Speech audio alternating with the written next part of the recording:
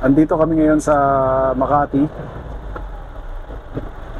Dito malapit sa may Dalink, tsaka sa may Glorieta 3. Tsaka dito sa may Landmark. Meron akong hinihintay na tao. Ikot-ikot muna tayo. Alam ko maraming makaka-relate dito pag nandito ako sa Makati. Lalo pag meron kang pasahero na hinihintay. So gagawin mo, pag may mga nakaparada-parada dyan sa gilid, hinto ka. Mag-hazard ka. Tapos huwag kang magtatagal. Lalo pag kasilita ka, alis ka agad. Tapos ikot ka ulit. So ganito yung ginagawa ko ngayon. Malapit na kasi mag-rush hour eh. So mag-aalas 4 na kasi ng hapon. Merong parking dyan, kaya lang may bayad. Mahal. Kasi Glorieta talaga to. Makati to eh. Walang mura dito. Kahit parking dollar dito. Ikot-ikot lang ako dito. Parang oval lang to dito eh. Kaya lang may mga nakapaligid na mga stoplight. Comment kayo dyan mga part kung ginagawa nyo rin to dito. Ito ang Landmark. Tapos ito ang part ng Glorieta 3.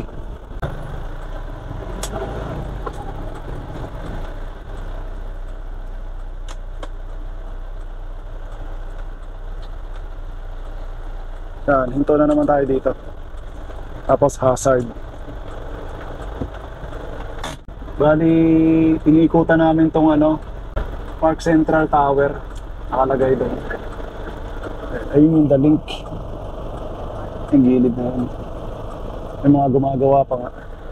Huwag mo nang hintayin, nasisitahin ka dito. Basta mga 5 minutes, alis ka na rito kahit walang sumita. Tapos ikot ka na lang ulit. Nakakaubo siya ng gas. Totoo yun. Pero ganun talaga dito. Lalo pagka ang gamit mo ay yung mga truck type na mga closed van, yung matataas. So hindi ka pwedeng mag-park dito kasi ang mga parking dito ay basement. Bihira yung mga dito, mga open parking. So pag sinabing basement, mabababa po yun. Siguro mataas na, mga 3 meters. Pero kalimitan niya nasa 2.4. Tapos 2.1 yan, mga ganyan. So pagka ganun yung height limit, hindi nakakasya yung sasakyan na dinadala ko. Yan, palingat-lingat ka lang, palingat-lingat ka, titingin-tingin ka kung mayroong lalapit na gwardiya. Kasi kalimitan yung naninita dito, mga gwardiya dito sa Makati. Tapos ang mga gwardiya dito ay deputized. Pwede silang manikit. So comment kayo dyan pag naranasan nyo rin yan dito sa Makati. Sa mga kabady natin na mga driver dyan.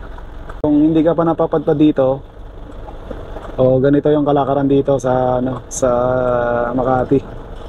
Pag hindi ka marunong dumiskarte dito, wala ka, matitikitan ka dito.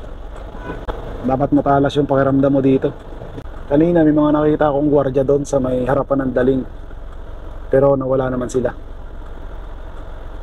Nag-iikot-ikot kasi yun sila eh. Hindi ko na alam kung nasaan na sila ngayon.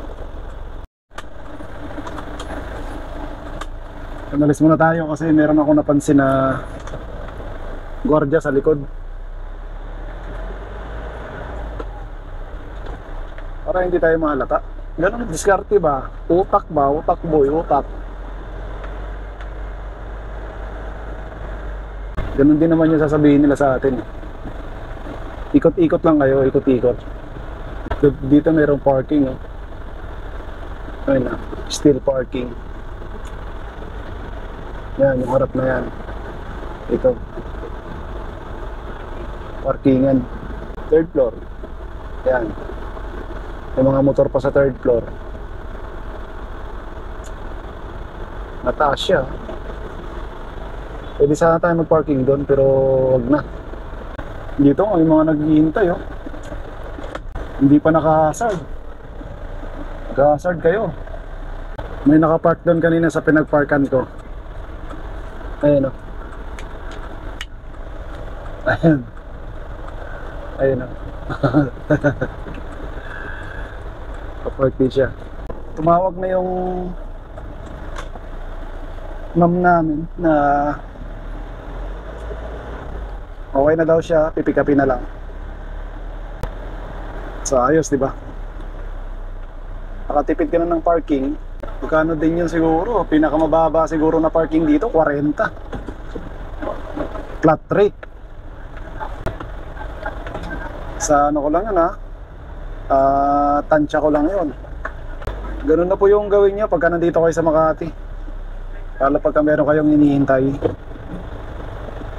Huwag na kayong lumayo. Ando lang kayo, yung ikot-ikot lang kayo.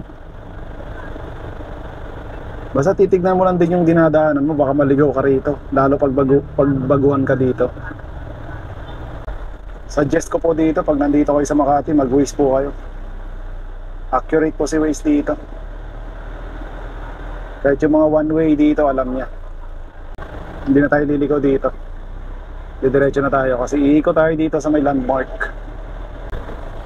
Ang may sasuggest ko po sa inyo pag nandito kayo sa Makati, pag matagal po yung hinihintay yung tao,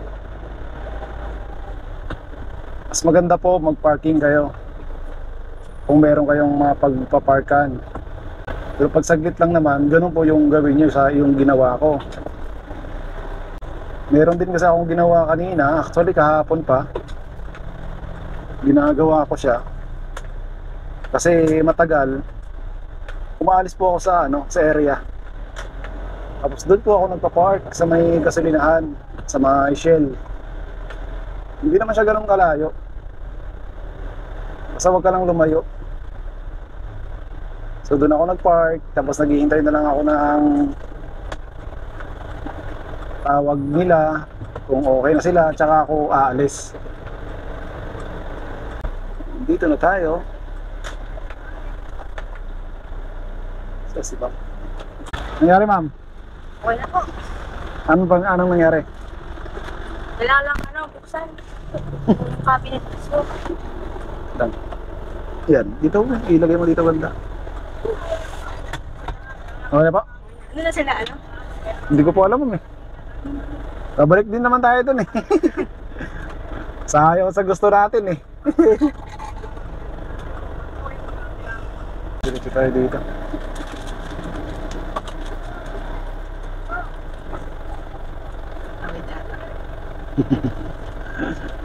Si Darot.